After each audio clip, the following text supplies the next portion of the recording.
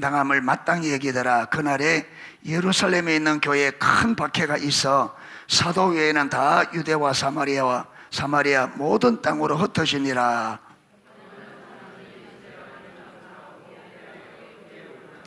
사울이 교회를 참멸할새 각 집에 들어가 남녀를 끌어다가 옥에 넘기니라.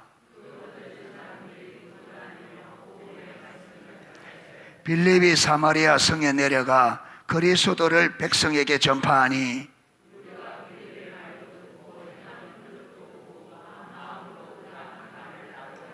많은 사람에게 붙었던 더러운 귀신들이 크게 소리를 지르며 나가고 또 많은 중풍병자와 못 걷는 사람들이 나으니 그 성에 시몬이라는 사람이 전부터 있어 마술을 행하여 사마리아 백성을 놀라게 하며 자칫 큰 자라 하니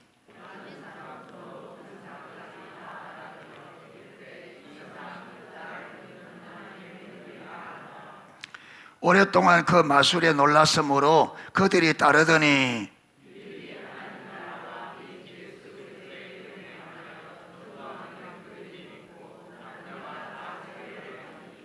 시몬도 믿고 세례를 받은 후에 전심으로 빌립을 따라다니며 그 나타나는 표적과 큰 능력을 보고 놀라니라.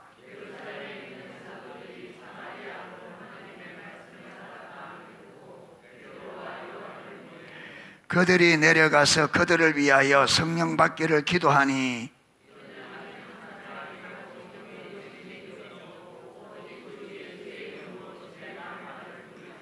이에 두 사도가 그들에게 안수하며 성령을 받는지라.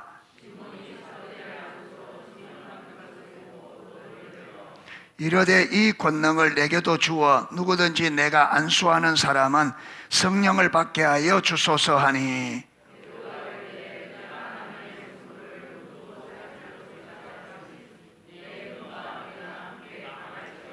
하나님 앞에서 내 마음이 바르지 못하니 이 도에는 네가 관계도 없고 분깃될 것도 없느니라.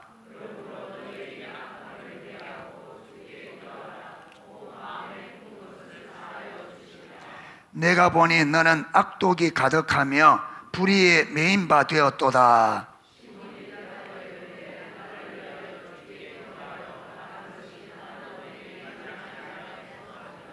두 사도가 주의 말씀을 정언하여 말한 후에 예루살렘으로 돌아갈새 사마리아인 여러 마을에서 복음을 전하니라.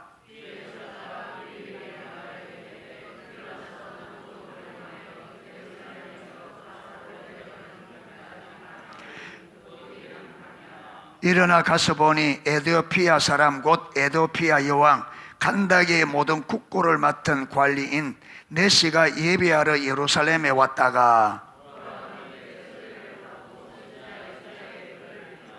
성령이 빌립더러 이르시되 이 수레로 가까이 나아가라 하시거늘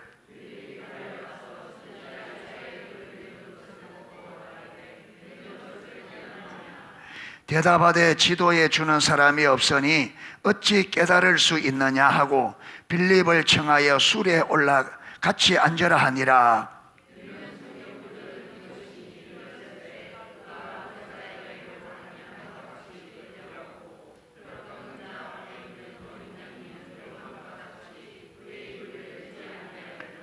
그가 굴욕을 당할 때에 공정한 재판도 받지 못하였으니 누가 그의 세대를 말하리요. 그의 생명이 땅에서 빼앗김이로다 하였거늘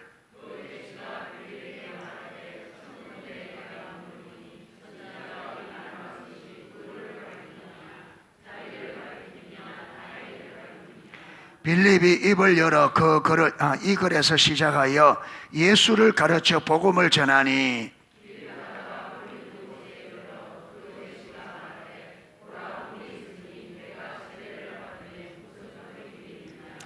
이에 명하여 수레를 멈추고 빌립과 네시가 둘 다 물에 내려가 빌립이 세례를 베풀고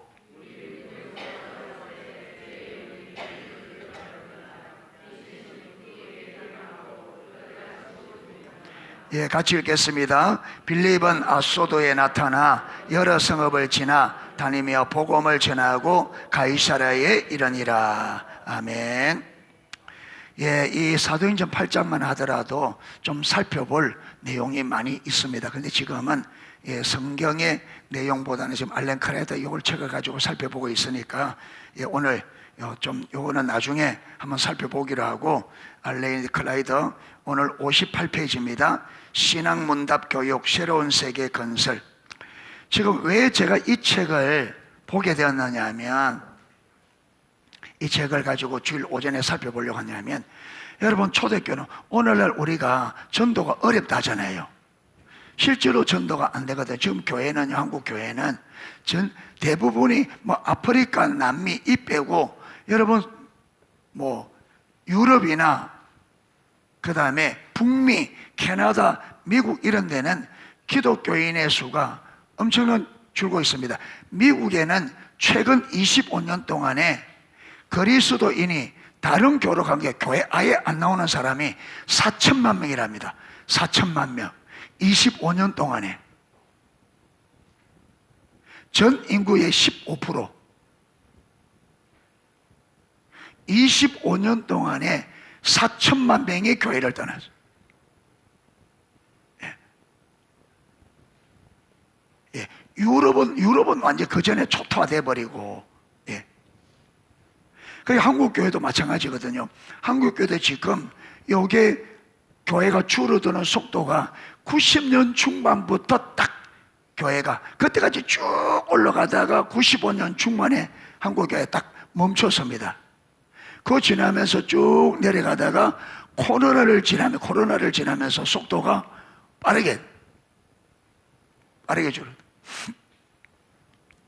예. 이런 시점에 그러면 우리가 이런 시점에 지금 전도해도 쉽지 않고, 여러분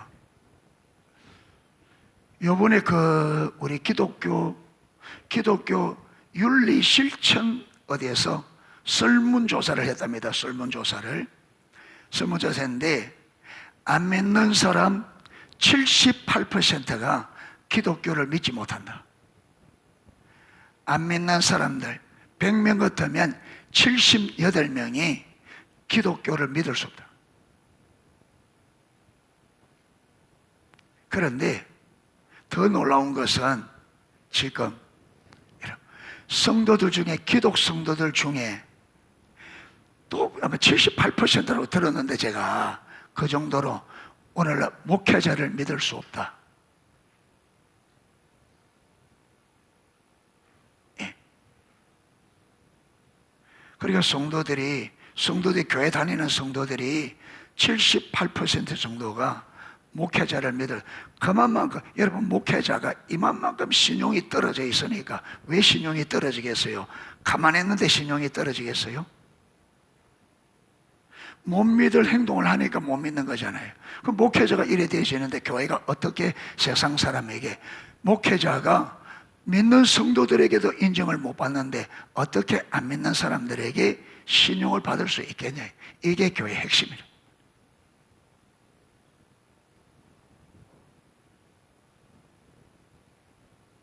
그런데 한국 교회가 이걸 모른단 말이에요. 이게 목회자들이.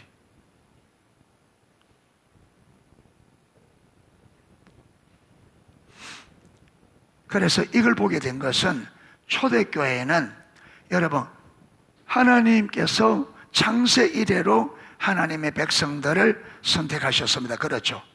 선택하셨습니다. 이제 아브라함을 통해서 이제 이스라엘이 한 국가로서. 그런데 여러분 이 하나님의 백성들은, 여러분 이스라엘 그 전에도 보세요. 여러분 아브라함의 아들, 아담의 아들 가인과 아벨이잖아요. 여러분 두 사람이 제사를 드렸는데 하나님의 누구 제사는 받으시고 아벨 제사 받아. 이거 보면 아벨은 하나님 앞에 뭐로 서 있는 거죠? 참된 신앙으로 서 있는 거죠. 근데 가인의 제사를 안 받아. 이걸 보면 단순히 제사 문제가 아니라 제사를 하나님이 받으실 수 없는 제사를 드린다 이 말은 그 삶이 이미 하나님을 떠나 있다 이 말이잖아요. 그가 하나님 앞에 올바로 서 있었다면 하나님 앞에 제사는 어떤 마음으로 어떻게 드리지 알겠죠. 하나님 떠나 있으니까 제사를 어떻게든 모르니까 그냥 제사 드리니까 안 받으시는 거죠. 근데 보세요, 가인이 아벨을 죽였다 이 말이에요. 바로. 그러니까 언제나 이 땅에서 하나님이 선택한 이 여러분 믿음의 사람들은 언제나 이 세상에서 뭘 받았느냐면 핍박을 받고 언제나 고난을 받았어요. 이거는 피할 수 없어요. 왜? 세상을 거스르는, 세상에 가는 길이 아니라 세상에 거슬러. 그런데 여러분 이 세상의 문화를 만드는 주체자가 누구예요? 사단이죠. 사단이 이 세상 문화를 만드는데, 그대로부터 문화를 만드는데 여러분 어떻게 사단을 추종하고 사단을 따르는 이 문화를 만든단 말이에요. 그러면 기독교인은 그 문화를 거슬러서 무슨 삶? 우리를 인류를 살리고 회복시키는 삶을 사는데 사단이 이걸 가만 놔두겠냐 말이에요. 그게 언제나 사단이 여러분 자기 사단의 영향력 아래 있는 사람들을 통해서 하나님의 영향력 안에 있는 사람들을 핍박해서 그들을 하나님의 영향력에서 끊어놓으려고 하는 거죠. 예. 그런데 여러분 이 인류 역사에 하나님의 백성들이 가장 심각한 피해를 여러분 핍박을 받고 신앙생활하기가 가장 어려운 시대가 로마 시대, 초대교회 시대. 역사에 지금까지 역사 가운데 가장 혹독한 핍박을 받았고 가장 신앙생활하기 어려운 시대가 초대교회 시대란 말이에요. 그런데 초대교회는 이런 시대의 교회가 어떻게 됐다고요? 성장이 줄어드는 게 아니라 어떻게 했다고요? 지금으로만, 지금 이 시대의 성장에도 빠르게 성장한다 할 만큼 초대교회가, 지금 여러분 초대교회 성장이 지금 이 시대의 그 비율로 성장해도 빠른 성장이라 할 만한데, 그때는 여러분 가장 핍박이 심각하고 가장 신앙생활하기 어려운 시대에 그 핍박, 그 교회가 그렇게 자라갔단 말이에요. 그러면 우리가 이걸 살펴볼 만하죠. 살펴볼 만하죠. 오늘날 이 살기 좋은 이 시대도 왜 교회가 쇠퇴하고, 지금 교회가 여러분 그렇게 빠르게 교회가 쇠퇴하는데, 도대체 초대교회는 그 핍박 가운데 도대체 그들이 어떻게 신앙생활을 했길래, 어떻게 했길래 그들 그런 시대에 여러분 도대체 그들이 어떻게 살았길래 그런 시대에 예수 믿으면 가정이 멸절당할 수 있는 그런 시대에 예수 믿겠다고 안 믿는 사람들이 교회로 들어왔냐? 도대체 기독 성도들이 어떻게 살았으면, 이거 우리가 이걸 알아볼, 이거 관심을 살펴봐야 될 의미가 있잖아요. 예. 그래서 첫 번째 알렌 크라이드는 첫 번째 전제가 뭐냐면, 여러분 역사를 따져보면 역사가들마다 성장의 속도는 조금 다릅니다. 그렇죠? 달라요. 그런데 가장 적정했던 게 5%에서 성장이 5%에서 8% 성장이다. 그 기간에 전체적으로 봤을 때, 예, 그 핍박기에 전체적으로 봤을 때 성장이 5%에서 로마시 전체에서, 로마 전체에서 5%에서 8%. 예, 이거 여러분 쉽지 않거든요. 예. 예. 그래서 엘렌 크라이드는 어떤 것을 아무리 적게 잡았던, 어떤 많이 잡는 사람은 20%에서 50%까지 잡는 분들도 계셔요. 근데 이거는 로마 핍박기에는, 그거는 핍박이 끝나고 그 이후는 그 정도로 자라가요. 그런데 핍박기에는 20%에서도 50% 잡는, 이거는 역사적으로 좀 안 맞다. 그래서 가장 신빙성 있는 것이 5%에서 10% 자라갔다. 그러면서 엘렌 크라이더 이 박사님은, 그러면 기독교가 그런 시대에 어떻게 자라갈 수 있었느냐, 거기에 집중하고 있습니다. 예, 거기에. 그들이 어떻게. 그래서 오늘은 여러분 이 책의 핵심도 오늘 잘 들으셔야 돼요. 여러분 초대교회 그런 가운데 자라갈 수 있도록 성장할 수 있었던 핵심적인 것을 오늘 담고 있습니다. 이게 뭐냐면 신앙문답 교육, 신앙문답 교육을 통해서인데, 신학문답교회, 그렇게 이걸 보면, 초신자가 교회 들어오면 세례를 받기 전에 세례 받도록 준비하는 기간이 세례문답교육 기간이에요. 이걸 보면 이제 신학문답교육, 신학문답교육은 이걸 보면은 이제 질문을 하고 또 답을 하고 또 가르치고 질문하고 이렇게 문답으로 이렇게 아마 교육하는가 봐요.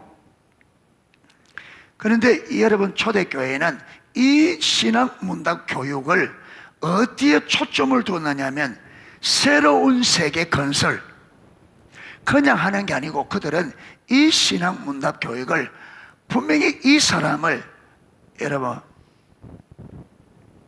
지금 리더십에 지금 한참 리더십이 많이 지금 회자되고 있어요. 그리고 리더십이 중요하고, 그리고 그러다 보니까 리더십에 대해서 많은 책들이 쓰여지는데, 그런데 리더십들마다 여러분 정의하는 정의가 그 하는 사람들마다 조금씩 다 달라요. 그런데 이걸 종합적으로 해보면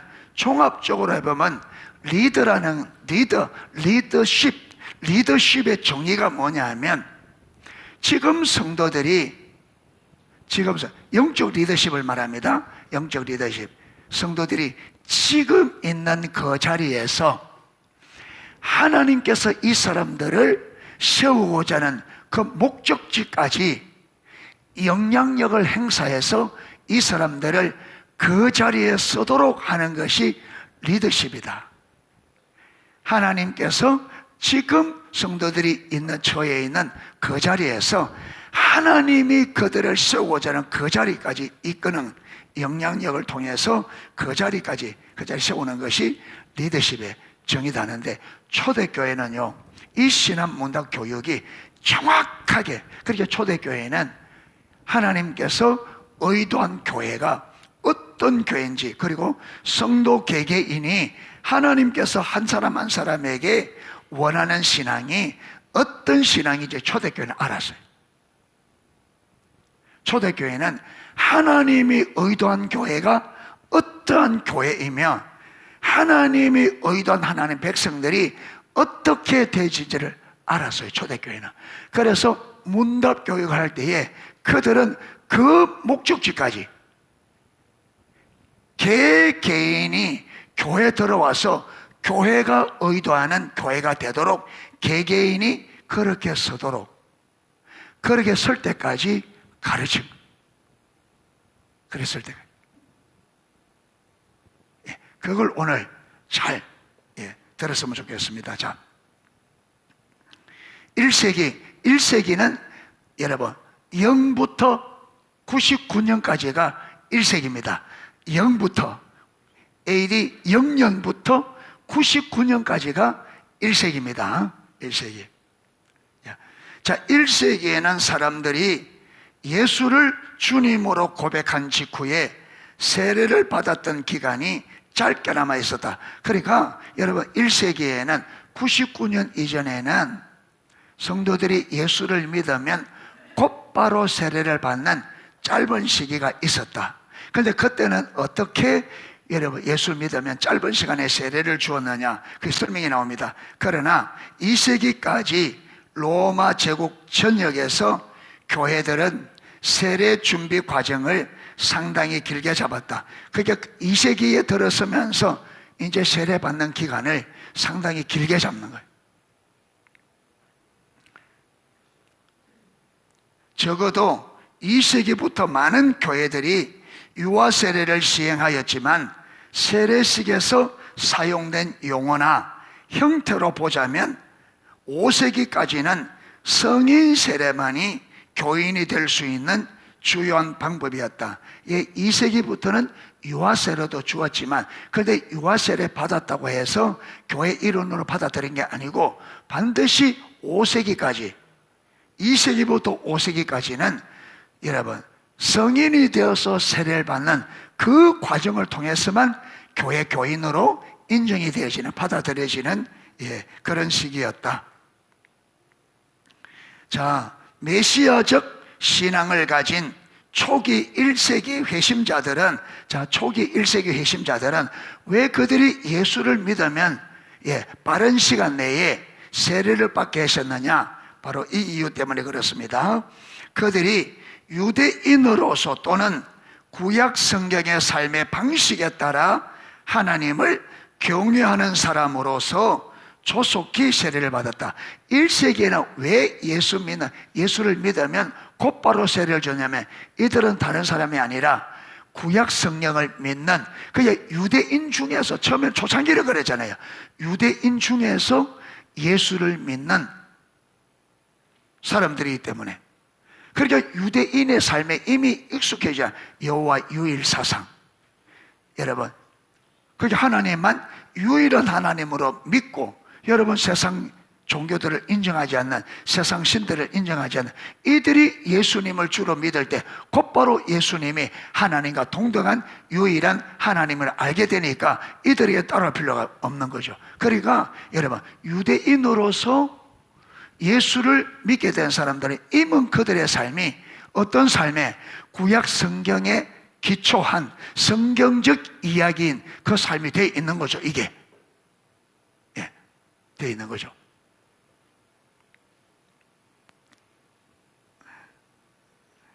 그러나 2세기까지는, 이제 2세기부터는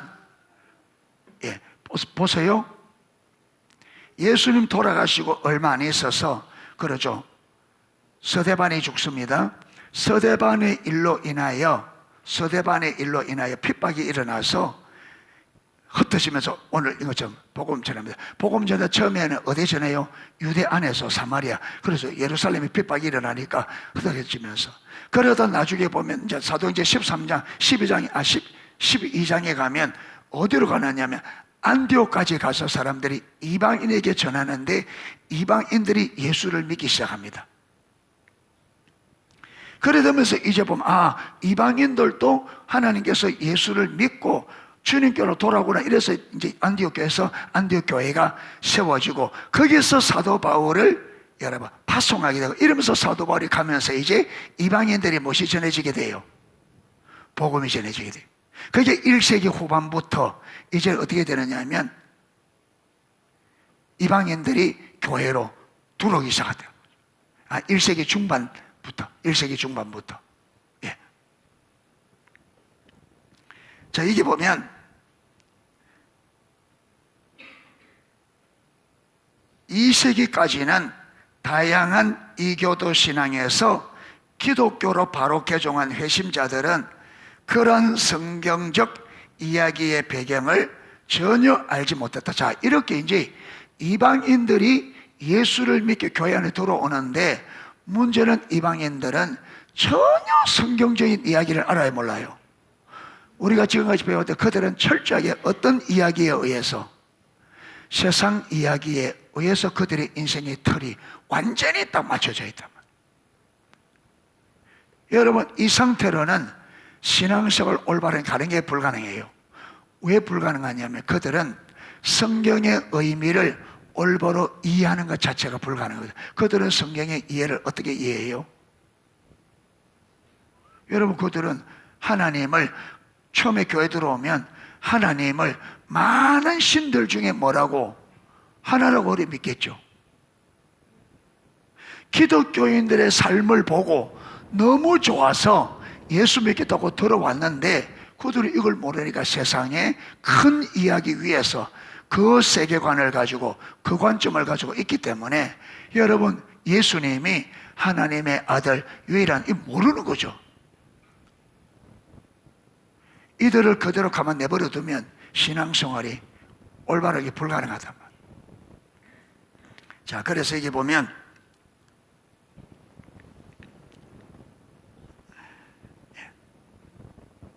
그들의 사회행과 태도는 기독교 사상가들이 속박의 상태로 간주한 후기 로마 문화를 그대로 반영하는 것이다. 세상 이야기, 로마 문화에 완전히 젖어 있는, 세상 큰 이야기에서 완전히 형성되어 있는, 오리게는 우리는 사단에게 많은 세월 동안 붙들려 있었다. 여러분, 사단이 세상 사람들을 딱 붙들고 어떤 이야기를 집어넣겠어요? 성경 이야기 집어넣겠어요? 세상 이야기.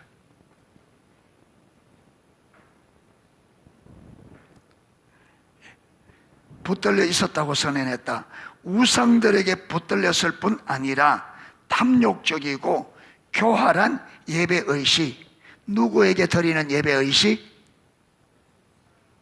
누구에게 드리는 예배의식? 우상에게 드리는 예배의식. 네, 우상에게 드리는 예배의식. 야나 핸드폰 보고 있어. 말 잘 들어. 잘 들어. 집중해야 돼.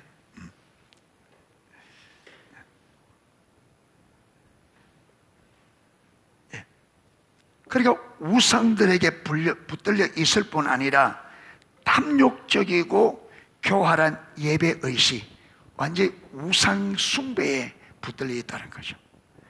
그러한 속박으로부터 탈피할 필요가 있었으며 교회는 세례를 절정으로 하는 문답 기간을 통해 신자들을 속박으로부터 자유롭게 하는 것을 확신시켰다. 그러니까 뭐냐면 세상 이야기로부터 뭐되는 자유케 하는, 세상 이야기에 자유케 된다. 이 말은 어떤 이야기로 무장된단 말이에요? 성경 이야기로.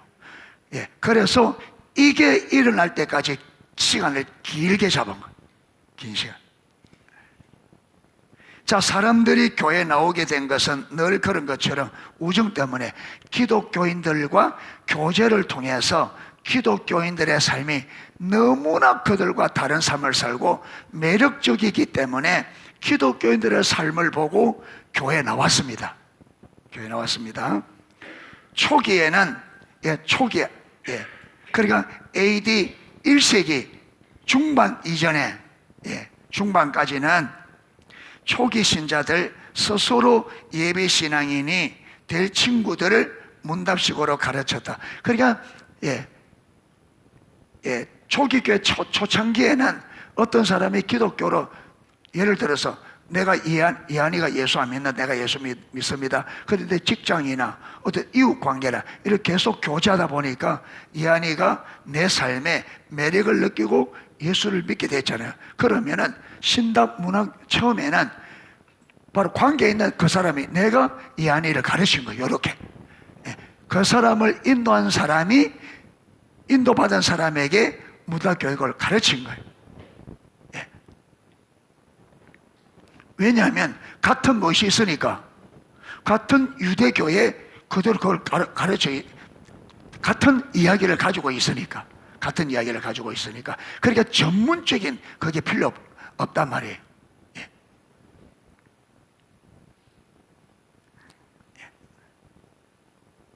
그리고 혹은 신앙을 탐구하고자 했던 사람들은 학교, 예를 들면 로마에 있는 저스틴의 학교 같은 곳에 다니길 원했을 수도 있다. 그러니까 아주 하나님에 대해서, 신앙에 대해서 열정이 있는 사람들은 초기 교회도 그게 신앙 교육을 시키는 학교가 있었다고요. 그러나 2세기 후반까지, 2세기는 AD 100년부터 199년까지가 2세기입니다. 2세기는 AD 100년부터 199년까지가 2세기입니다. 2세기. 자, 2세기 후반까지 제국의 여러 지역에서 신앙 문답 교육 형식이 개발되었다. 왜? 여러분, 이방인들이 교회 안에 점점점 들어오다 보니까 그걸 그대로 놔두니까 교회가 어떻게 돼요? 어떻게 돼요? 그게 안 되는 거예요. 교회가. 그러니까 문제가 생기고 그들을 전문적으로 교회 안 시키니까 변화도 안 될 거고 왔다가 가는 경우도 있을 거고, 그러다 보니까 이들을 체계적으로 올바로 교육시킬 필요가 있다. 이래서 여러분 2세기 말 전에 대부분의 교회에서는 이게 신앙교육 문답 형식이 개발되었다. 신자들은 이교도들과 친분을 나누고 그들이 얼마나 진지한지 확인한 후 교회의 아침 모임 시간 전에 데리고 가서 신학 문답 교육 교사들을 만났다. 그래서 이제 점점 어떻게 되느냐 하면 이제 예수 믿겠다 하더라도 그 관계에 있는 사람이, 이 사람이 보면 얼마나 진지한지, 얼마나 우리 신앙에 진지한지를 확인하고, 그래서 누구에게로? 신학 문답 교육 선생님에게로 데려가서 만나게 했다는 거죠. 예. 신학 문답 교사를 만났다. 3세기의 사도적 전통에 따르면 신학 문답 교육의 교사는 예비 신자와 함께 간 후원자 모두에게, 자, 3세기는 AD 200년부터 299년까지가 3세기입니다. AD 200년부터. 자, 이 3세기 접어들면서 여러분, 이거는 이제는 더 그렇게 시간이 지날수록 처음에는 좀 느슨했다가 해보니까 돼요, 안 돼요? 안 되니까 계속 이 체계가 계속 이제 경험을 통해서 체계가 점점 분명하게, 체계가 잡혀가는 거죠, 체계를.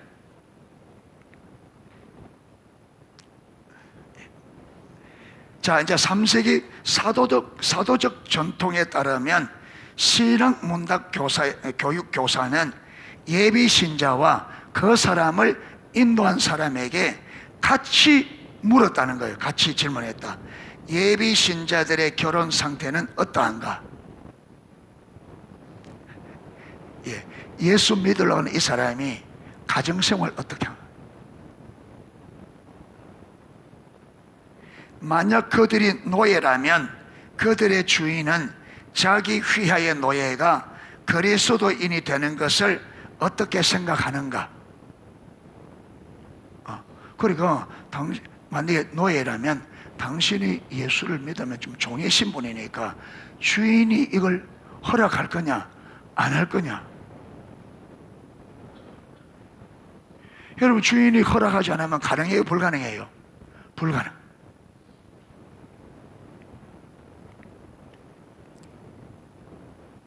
그 다음, 예비 신자는 혹시 교회가 금하는 전차병을 왜 금했는지 모르겠어요. 사람을 많이 죽이니까 그런가? 전차병이나 또 우상을 만드는 일에 종사하지 않는가? 그렇다면 그런 일을 그만두게 하든지 아니면 신학 문답자로 받아들이지 않는다.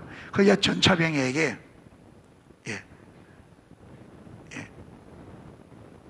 또 우상 만드는 사람에게 당신이 예수 믿으면 이거 그만둬야 되는데 그만둘 수 있느냐?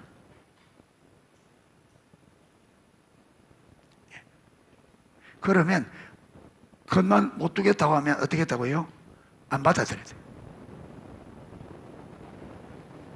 자, 예비 신자가 군인이라면 살인하지 않겠다는 약속을 받은 거예요. 군인이 살인 안 할 수가 없잖아.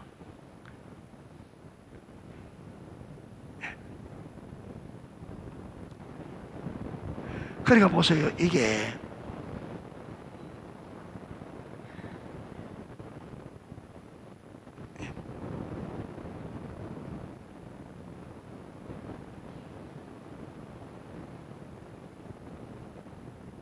좀 우울하죠.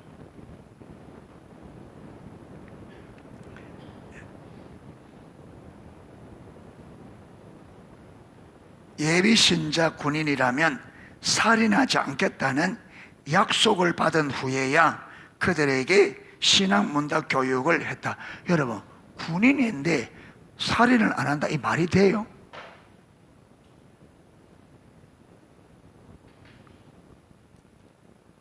그런데 초대교회는 아무리 군인이라도 뭐 해야 된다는 거예요? 그게 이게 어떤 의미를 두는지 모르겠어요.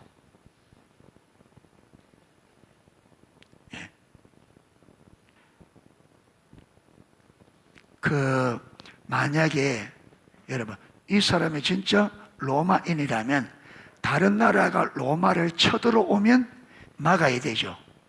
그런데 로마가 자기 나라 유익을 위해서 다른 나라가 침범하면 이거는 뭐예요? 이거는 죄죠. 예, 그때는 살인하지 않겠다 이래 됐겠죠. 그거는 죄니까. 다른 나라가 침범에 들어오면 자기들의 나라를 지키기 위해서는 싸워야 되죠. 그거는.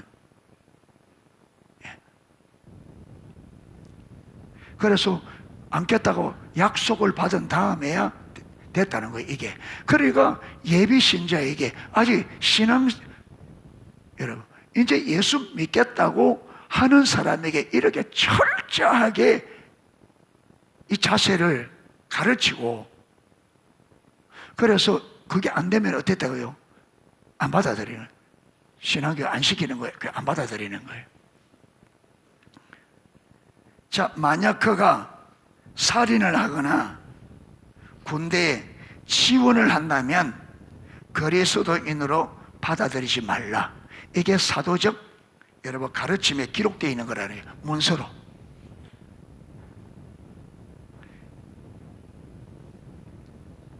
자, 예배 신학자인 로버트 웨버는 이러한 문답식 단계를 추려내는 과정이라고 불렀다.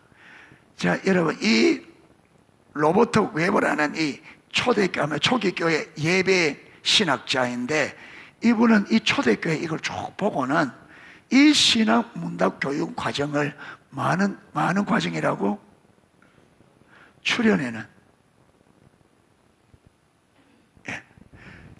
예. 그러니까 뭐냐면 이 과정은 자세가 안 되고 여러분, 기독교를 믿는데 그 자세라든지 믿음을 향한 이게 안 맞으면 그걸 추려내는 과정으로. 여러분, 예수님도 그래.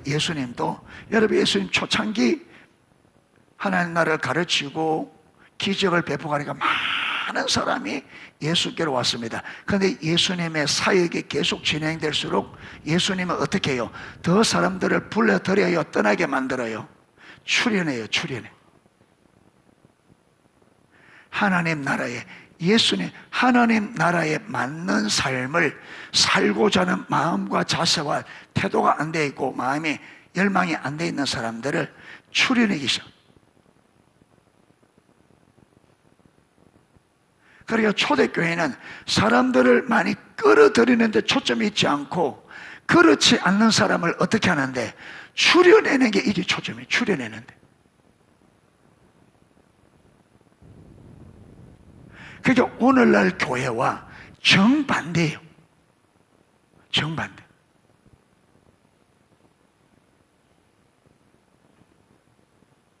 오늘날에는 어때요? 사람들을 교회에 끌어들이는데 사람이 어찌 됐든지 간에 그가 여러분 자세나 어찌 됐든지 간에 무조건 교회 끌어들여. 근데 초대교회는 정반대. 그런 자세가 안 된 사람을 뭐해서 분별해서 그들을 추려내는 게 목적이. 추려내는데.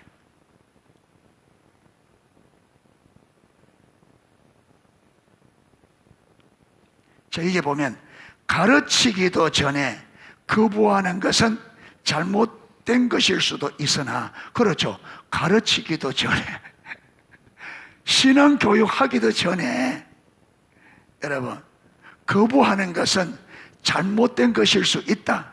그런데 초대교회는 왜 이러느냐?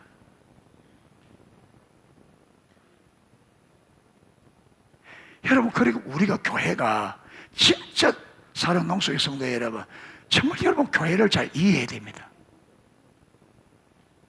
교회를. 우리는 교회에 대한 어마어마한 오해가 있습니다. 진짜 왜곡되어 있어요. 교회에 대한 이해가.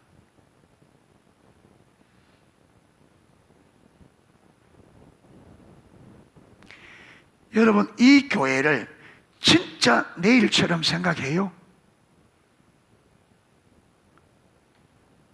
진짜 이 교회가 나의 교회처럼 생각하느냐고요.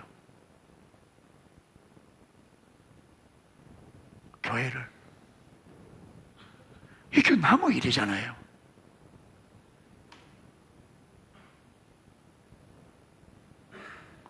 여러분, 초대교회 교회를 성도들이, 목회자나 모든 그들이 나무 일처럼 교회를 그랬다면 교회가 그 시대에 어떻게 남아나겠어요?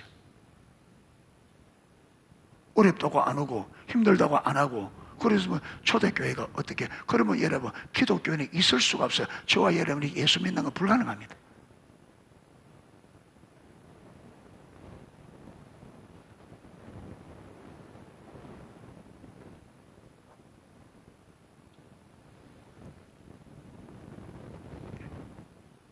여러분 초대교회는요, 초대교회는 사람이 많냐 그 초점이 안 있어요.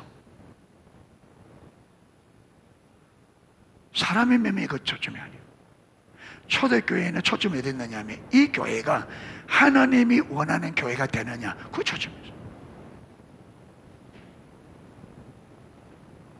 그리고 들어오더라도 그가 하나님의 교회 일원으로서 그 삶을 살고자 하는 무엇이 없으면, 자세가 안 돼 있으면 안 받아들여야 돼. 교회 자체를 처음부터 아예. 여러분 이렇게 해야 교회가 변질되지 않고 교회가 유지됩니다. 변질되지 않고. 왜 여러분 교회가 언제부터 변질되느냐? 콘스탄티누스 황제가 기독교를 공연하면서 핍박이 없어지고 교회에 뭘 주니까, 교회에 이권을 주니까 그 이익 때문에 성도들이 몰려들어오고 완전히 초대가 다른 양상이 벌어집니다. 하나님에 관심 없고 어디에 자기 목적, 자기 필요, 자기 먼저 교회들니까, 그래서 중세대가 그렇게 완전히 타락해버려요.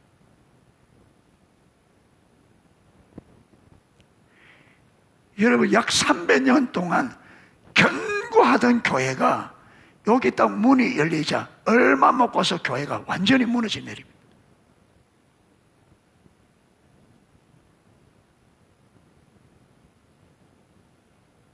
그래서 제가 명백하게 이해가 되는 게, 왜 예수님께서, 여러분 예수님께서 누가복음 14장에 누구든지 나를 따르려거든 자기를 부인하고, 여러분 그 형제 자매 전토를 미워하지 않으면, 네 생명을 미워하지 않으면, 그리고 네 전 재산을 미워하지 않으면, 버리자면 너희 내 제자가 될 수 없다.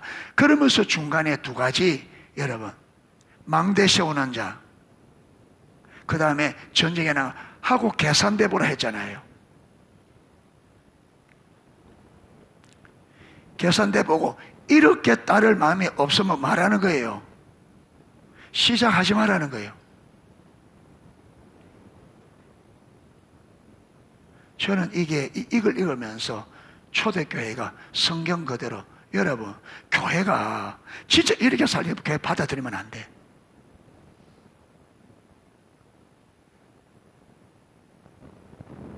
여러분 성경대로 살고자 하는 마음이 없는 사람은 교회 받아들이니까 교회가 이래 되잖아요.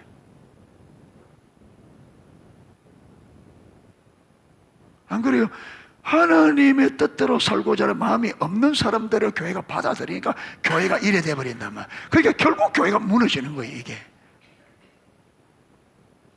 초대교회는 그만큼 어려워도 성도들이, 여러분 하나님 말씀대로 살아가니까, 하나님 말씀대로 살아나니까 이걸 보고 수많은 사람들이 교회로 들어오게 되어지는데,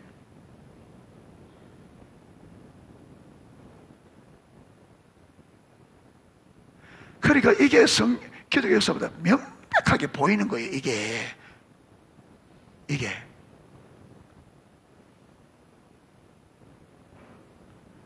여러분 우리가 성경적인 신앙을 안 사면요, 나도 못 살리고 다른 사람 못 살리고 가족 못 살리고 세상 못 살림.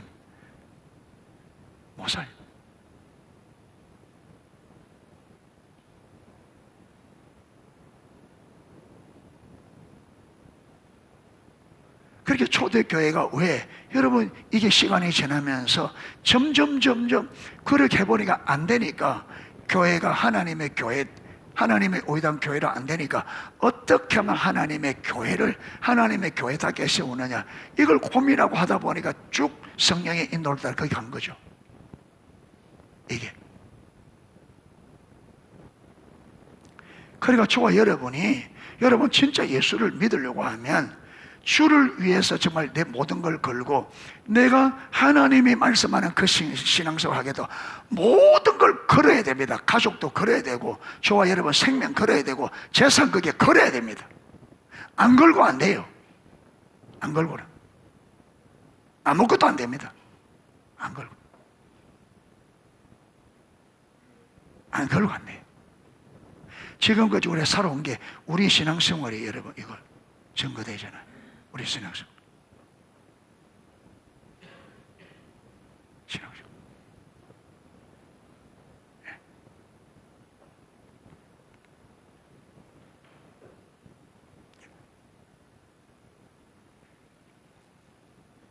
그래서 이게 보면 초기 그리스도인들의 관점은 그렇지 않았다. 초대교회는 그렇게 그래도 아니 가르치기도 전에 거부하는 것은 잘못되지 않았냐 이럴 수 있는데 초대교회는요 안 그랬다네. 초대교회는 관점은 그렇지 않았다.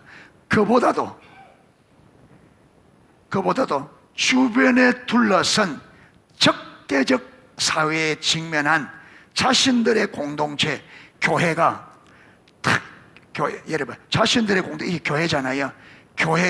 교회의 특성을 유지하고 성숙시키는 데 관심이 있었다. 그렇게 교회가 하나님이 의도한 교회 이 정체성 이 특성을 유지하는데 여러분 사람들 가려 받아들이 이게 아니라 초대교회는 하나님이 의도한 그 특성에 하나님이 의도한 교회로 유지되는 여기에 초점 맞춘 거예요. 그러니까 이 초대교회의 이 신앙 공동체의 이 특성을 여기에 함께 하지 못하는 사람들 그런 자세가 되고 각오가 안 돼 있는 사람들은 처음부터 안 받아들였다는 거예요. 하나님의 교회가 교회로서 유지되는데 그게 모든 것을 걸고 함께 동참할 삶이나 자세가 안 돼 있는 사람들은 처음부터 안 받아들여요. 처음부터 아예 신앙 문답 교회 자체를 안 받아들여요.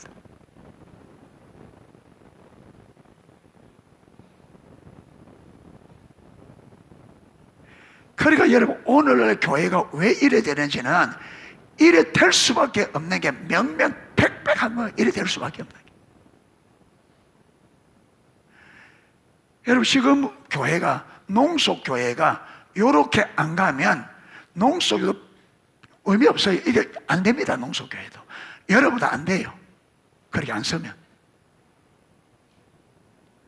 여러분 적당한 마음 가지고 해가지고는 지금까지 안 됐잖아요.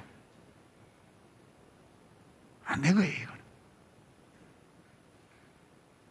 그래서 사도행전 이야기가 여러분 복음서에 예수님 이야기가 나오고 예수님의 가르침이 나오고 초대교회 이야기가 나오는 거 그게 명백하게 보여주는 거예요. 신약은 명백하게. 초대교회는 이걸 보았기 때문에 그들은 이걸 보고 이렇게 가니까 아무리 시대가 어려워도 교회가 되더라 안 되더라? 되더라 안 되더라? 된다. 아무리 네가 핍박 가운데 있어도 진짜 성경대로 가면 되는 거예요. 그런데 아무리 시대가 좋아도 성경대로 안 가면 어떻게 돼요? 오늘 이 시대가 무너진다. 교회가 무너져.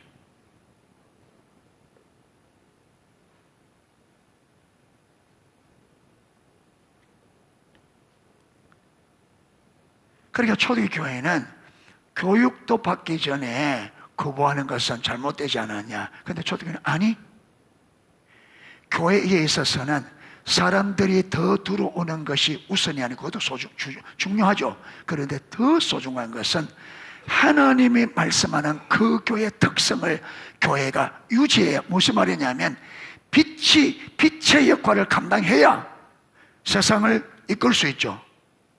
빛이 빛 역할을 못하면 빛이 의미가 없잖아요. 그렇게 교회는 세상의 빛으로 세웠는데 교회가 그 빛을 발하지 못하면 교회도 아무 소용없지만 세상도 살릴 수가 없다. 세상을 살릴 수 있는 유일한 길은 빛이 빛을 발해야 된다는 거예요. 그러니까 교회가 하나님에 대한 절대 사랑, 절대 신뢰, 절대적인 신앙, 이것이 세상에 비치고 세상을 살리는 생명인데, 이게 없으면 여러분 불 꺼진 등이라, 빛을 잃어버려, 빛을 내지 못하는 전등이라. 여러분 이거 달려있는 이게 아무런, 저기 고장나서 빛 못 내면 저게 천장에 달려있는 무슨 의미가 있어요? 저와 여러분의 교회에 들어와 있는데 빛을 못 내면 저 전등, 고장난 전등하고 똑같죠? 안 그래요? 저와 여러분 교회에 들어와 있는데 빛을 못 내면 고장난 전등 천장에 붙으면 똑같단 말이야. 아무 짝에도 쓸모없는, 아무 의미 없잖아.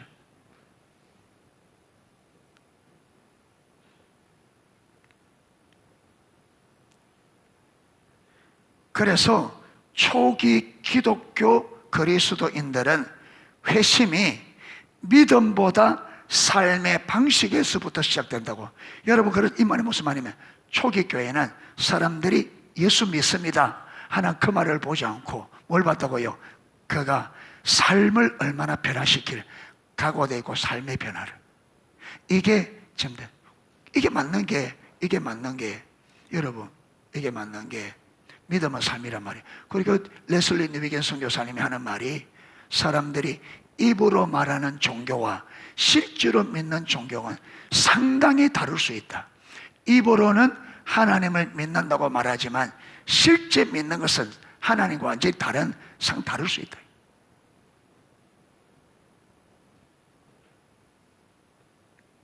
그래서 초대교회는 사람들을 회심을 뭐로 받느냐면 삶의 변화, 말을 본 게 아니라 삶의 변화, 삶의 변화.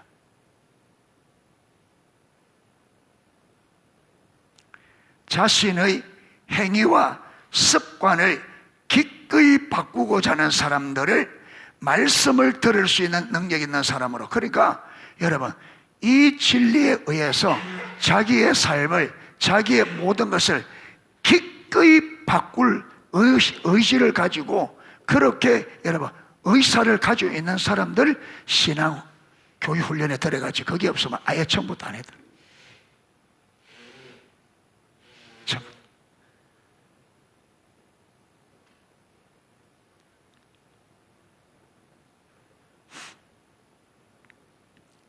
신앙문답 교육기간은 3년까지 걸릴 수 있었다. 그러나 열심인 사람에게는 기간이 문제돼요. 그렇게 보면 여러분, 어떤 사람은 3년 이전에 2년, 1년 만에 세례를 받는 사람들 있다. 왜? 이거는 딱 기간이. 그래서 어떤 사람은 3년을 잡는데 어떤 사람은 3년 이전에 세례 받는 사람도 있고, 어떤 사람은 7년, 8년 걸려서 세례 받는. 왜? 삶이 변화가 안 되니까. 그러니까 그 사람이 얼마만큼 어떤 각오를 가지고 신앙 문답 교육에 임하고 얼마만큼 그 삶을 빨리 전환하느냐를 보고, 어떤 사람은 빠르게 세례 받는 사람도 있고, 그거는 너무 맞다고 싶어요. 예.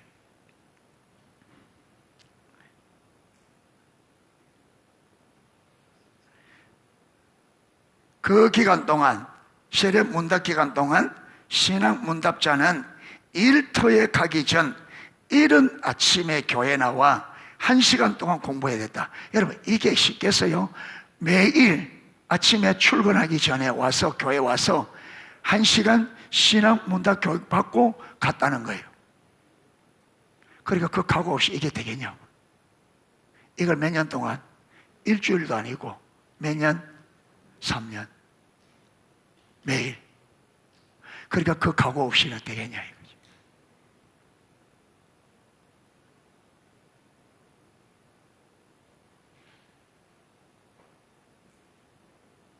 그러니까 우리는 성경에 말한 믿음을 너무 잘 모르고 교회가 어때서 너무 잘 모르는 거예요.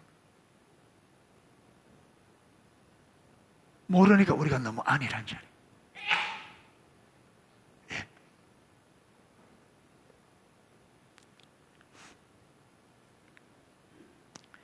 이따금 그들의 후견인도 함께 참석했으며, 예, 그를 돌봐주는 사람 참석했으며, 일반적으로 다른 신자들도, 그러니까 열심히 있는 신자들도 어떤 때로는 거기 와서 신앙 문답 교육 받을 때 같이 그 참석해서도 말씀을 배우고 은혜 받는.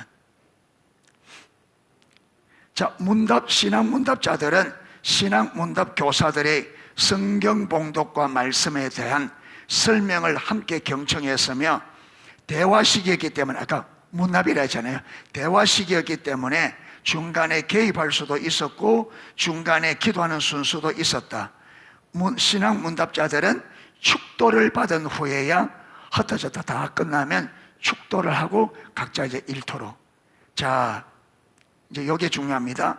그 기간 동안 신앙 문답자들은 무엇을 배웠을까? 이 기간 동안에 신앙 문답자들은 무엇을 배웠을까? 뭘 가르쳤을까? 학자들은 이렇게 말하는 학자들이 있다고 합니다.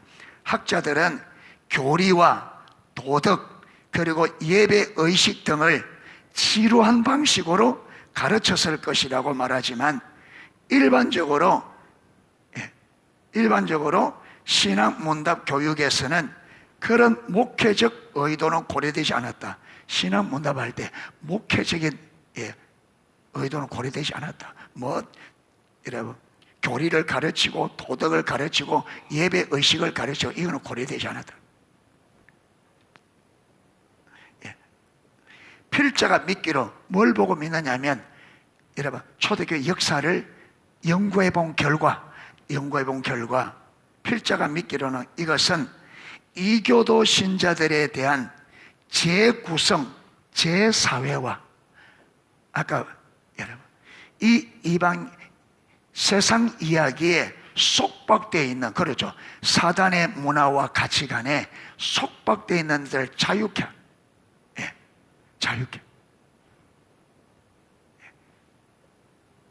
하고 어떻게 한다고요? 성경 이야기로 완전히 바꾸는, 이게 제사회화. 제가 제사회화 전번에 설명했죠. 그러니까 여러분 보세요. 이방인들은 뭐 로마에 아니라도 각 이방 나라에서 여러분 거기서 태어나서 이방 문화 가운데 자라고 거기서 먹고 마시면서 여러분 그 사회에 맞도록 삶이 완전히 그게 세팅되어 있단 말이에요. 완전히 이방 문화화. 그런데 그게 성경하고는 완전히 다르단 말이에요. 성경 이야기하고는. 그러니까 그들은 여러분 그 이방 문화에 그 완전히 무너뜨리고 새로운 성경 이야기로 재구성, 재사회화. 자, 여기 보면 재사회화였으며 그들의 과거 세계를 허물고 새로운 세계를 건설하여 자유의 공동체 안에서 평안함을 느끼는 그리스도인이 되게 하는 거죠. 그러니까 이방의 지금까지 있던 세상 이야기를 완전히 무너뜨리고 완전히 성경 이야기에 의해서 그들의 삶이 새롭게 만들어져서 그 성경 이야기대로 살아가는 것이 그들에게 편안함이 되는, 불편함이, 성경대로 사는 게 불편함이 아니라 편안하게 사는.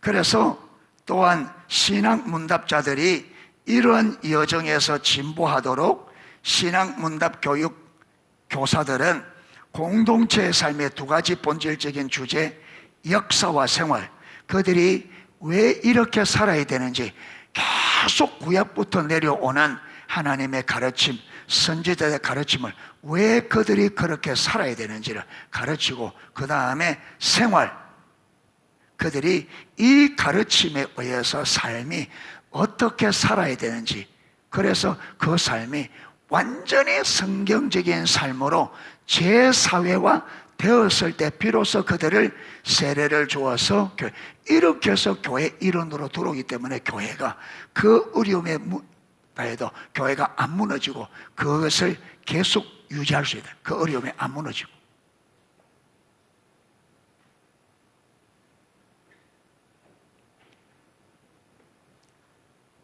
그래서 여러분 이걸 마치면 십자가 복음책을 다시 하려고 합니다.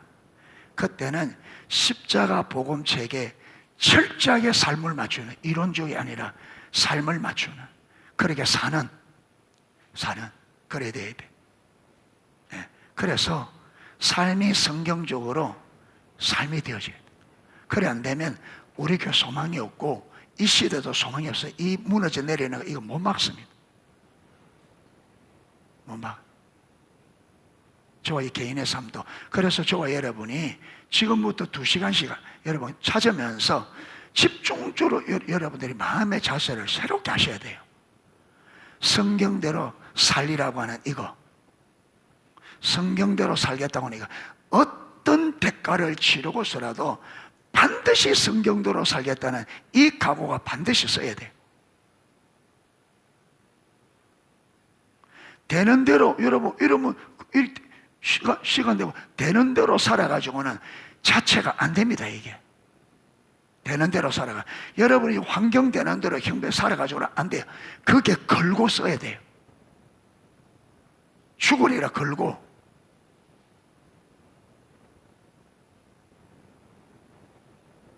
여러분 그러잖아요. 젊은이들에게 군대 가지 않겠다, 사람 죽이지 않겠다는 이걸, 그걸 각오 안 하면 안다고 해요. 각오 그냥 하겠습니다 이래도 하겠어요. 아까 자세라든지 태도를. 그러니까 여러분 생활이 어떤지 집에서 생활이 다 아는 사람에게 이 사람이 지금까지 어떻게 살아왔는지 삶을 보고, 그 삶을 보고 아, 이 가르치는 대로 가겠다 못 가겠다. 그냥 하는 게 아니라 그 사람이 지금까지 어떻게 살아왔는지 삶을 보고 참조해서 받아들일지 안 받아들일지, 그 다음에 또 각오도 듣고.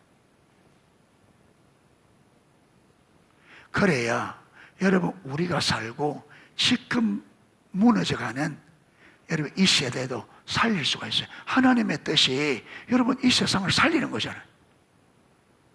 그런데 우리가 죽어 있는데 어떻게 세상을 살리는?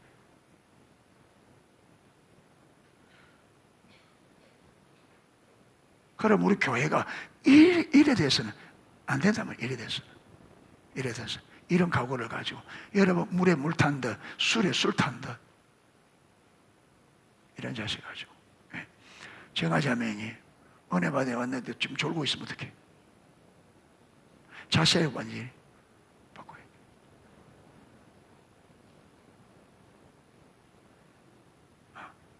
자세가 달라져야 돼. 자세가.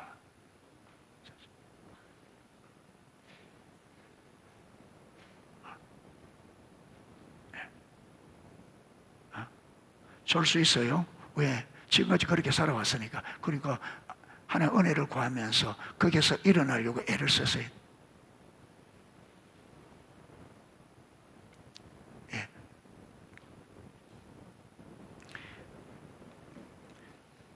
그래서 우리 농속교회가 모르겠습니다. 여러분이 어떤 마음의 각오를 가지고 있는지, 진짜 하나님의 뜻대로 살려고 하는 마음과 각오가 가지고 있는지.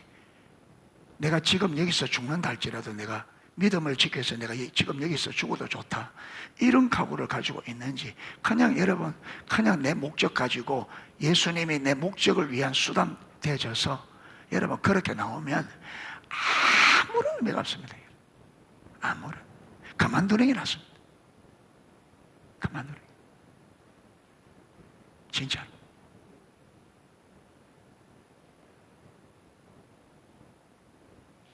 우리는 여러분 지금 교회가 성경을 너무 잘못 가르치고 우리 목회자들이 너무 잘못 가르쳐 엉망진창으로 만들어서 교회를.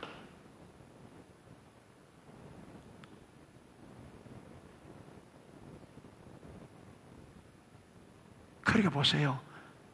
예. 우리 목회자 자신도 실패하고 성도들 실패하고, 소경이 소경을 인다면 다 구덩이다 빠진다고. 예. 제가 먼저 그렇게 살도록 하겠습니다. 제가 하나님께 모든 걸 걸고 목숨을 걸고 제가 먼저 그렇게 할 테니까 우리 성도님들도 그런 각오로 썼으면 좋겠습니다. 그래 안 되면 의미가 없어요. 그래 안 되면 의미가 없어요. 그래 안 돼. 예. 참된 믿음의 인생에 여러분, 우리가 여기 있는 사람 대부분은 여러분 얼마나 더 살겠어요, 우리가? 여기는 우리 여러분, 이 애들 빼고 저와 여러분, 우리가 몇 년 더 살겠어요? 세상에서 편안하게 살면 얼마나 더 살며, 우리가 여러분 부귀영화를 누리면 얼마나 더 누릴 거예요? 시간이 얼마 안 남았는데. 그런데 제대로 하면 예수 못 믿어보고 이렇게 인생 끝나면 어떻게 되겠냐? 어떻게? 여러분, 주님 앞에서 그때 가서 원망하면 누구를 원망할 거예요?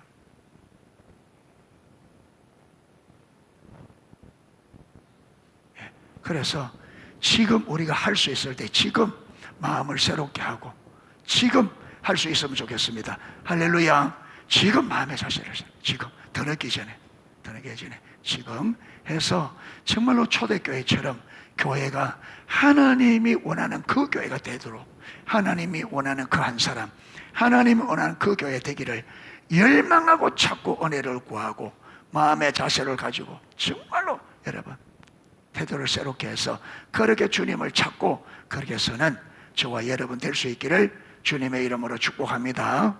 예, 들은 말씀 가지고 하나님 은혜를 부어주세요.